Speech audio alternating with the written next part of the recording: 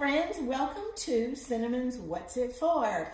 Today we are here talking about the Sew Steady Grid Glider, and probably a lot of you have seen these around the store or seen them requested on class supply lists and you've said, what's it for? So I'm going to show you that today. First thing I want to do is show you, we have the Sew Steady Grid Glider. It comes in two sizes. This is the large size. And then the small size is the brown or orange colored one that I have on my machine today. There's nothing different about them except for the fact that one is larger than the other. If you have a Sew Steady large table, this is a great one because the more space covered by it, the better off you are. But if you have a smaller table like I do on my machine, I'm more than happy, and this works great for my table with my machine. So it's kind of up to you. If by chance you have a smaller table even than this, one of the nice things about the Grid Glider is that you can trim it down and make it exactly the size fits on your machine. I don't like to have edges curl up and stuff. They catch fabric and whatnot. But I trimmed this one down for my little Bernina table and it works just fine. The only thing, if you're going to trim it down, don't take out this very bottom center part. You want to make sure to leave that intact. But anything on the left or the right or even the top, it's fine to take it out. So you're going, okay, we know the sizes, but what's it for? The Grid Glider was developed by Sew Steady to help with free motion quilting, and then they said, wait, we can do more with this. And so they added lines to it and angles. And one of the things I love it for is for a perfect 1/4 inch seam. When you put the Grid Glider onto your machine, like I have it on here, the thick center line is centered perfectly with where your needle is.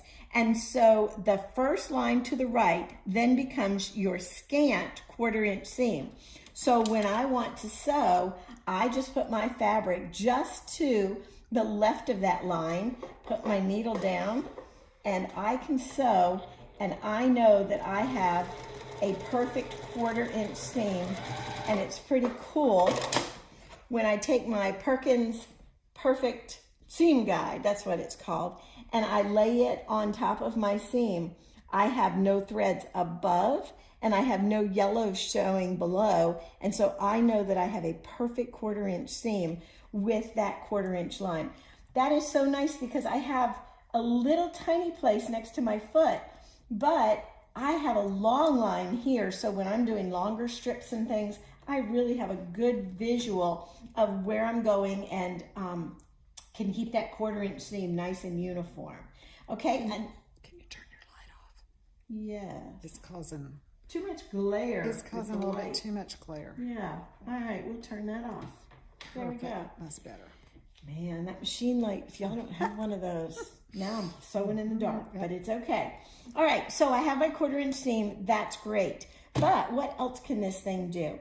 Well, a lot of times we do stuff like we need to make a flying geese. So we have a cute little rectangle here and another square, and I need a flying geese. Typically, my pattern says, draw a diagonal line from one point to the other. Oh, no, I'm saving lots of time. I'm going to put my needle down in my machine. I'm going to take that far corner and put it right next to the needle, and then I am going to sew, boop, and follow right back here. I'm going to follow that all the way through the machine, all the way down, and voila, I have the first part of my flying geese. If I got it trimmed and everything pressed, it would be nice and flat. So super nice. You can do that for sew and flip. I could take this piece right here and I can put another piece on there, and again put my needle down so I can see where I'm starting, follow back here, and sew. There we go. And now I have a sew and flip angle and no pencil lines, no friction pans, no nothing. I've saved a lot of time doing that. So it's really fun.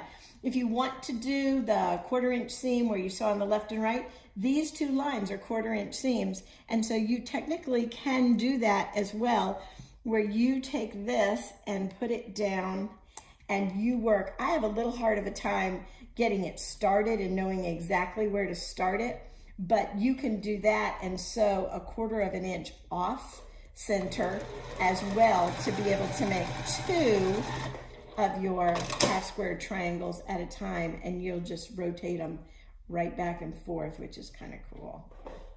I really love this tool. It has made a huge difference in the speed and, more importantly, the accuracy of my work. You can see right here, we are just at 1/4 inch right off center. I cut that, iron it, and I have 2 half square triangles. So here we go. And if you say I still would like to know more information, I teach this tool in a 1/4 inch seam class. We do a lot of practice with it. We learn how to put it on the machine, how to take it off, and you'll love it and you'll be more accurate at your sewing. Have fun.